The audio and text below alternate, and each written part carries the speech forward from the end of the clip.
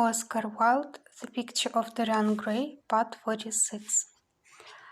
We praise the banker that we may overdraw our account and find good qualities in the highwayman in the hope that he may spare our pockets. I mean everything that I have said.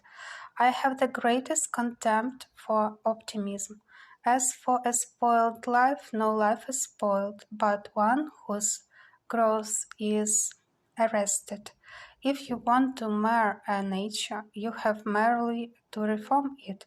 As for marriage, of course, that would be silly, but there are other and more interesting bonds between men and women.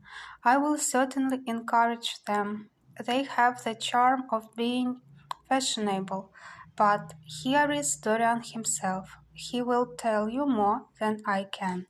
My dear Harry, my dear Basil, you must both congratulate me, said the lad, throwing off his evening cape with its satin-lined wings and shaking each of his friends by the hand in turn.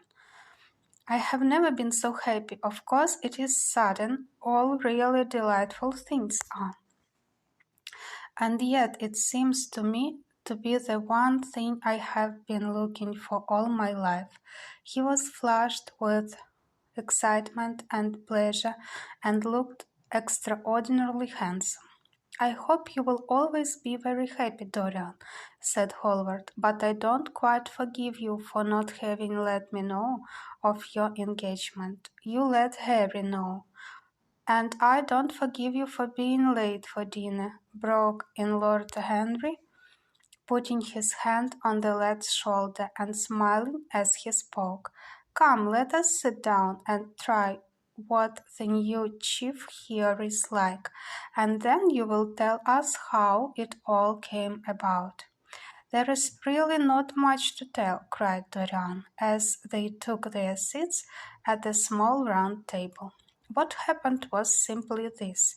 After I left you yesterday evening, Harry, I dressed, had some dinner at that little Italian restaurant in Rupert Street you introduced me to, and went down at 8 o'clock to the theatre. Sybil was playing Rosalind.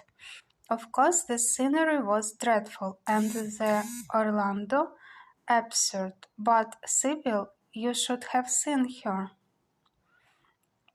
When she came on in her boy's clothes, she was perfectly wonderful. She wore a moss-colored velvet jerkin with cinnamon sleeves, slim brown cross-gartered hose, a dainty little green cap with a hawk's feather caught in a jewel, and a hooded cloak lined with dull red.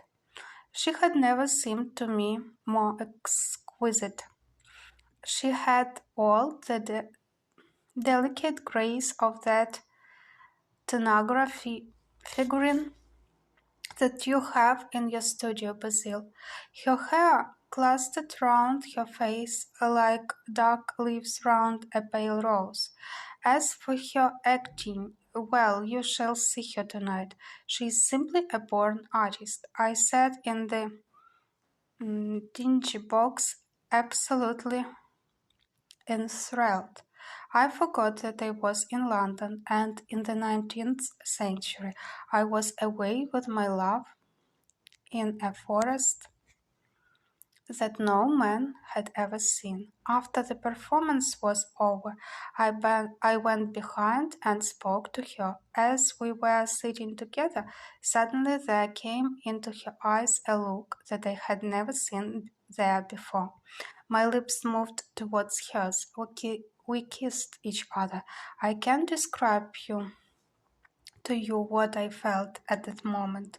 It seemed to me that all my life had been narrowed to one perfect point of rose-colored joy.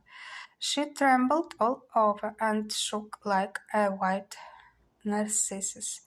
Then she flung herself to her knees and kissed my hands.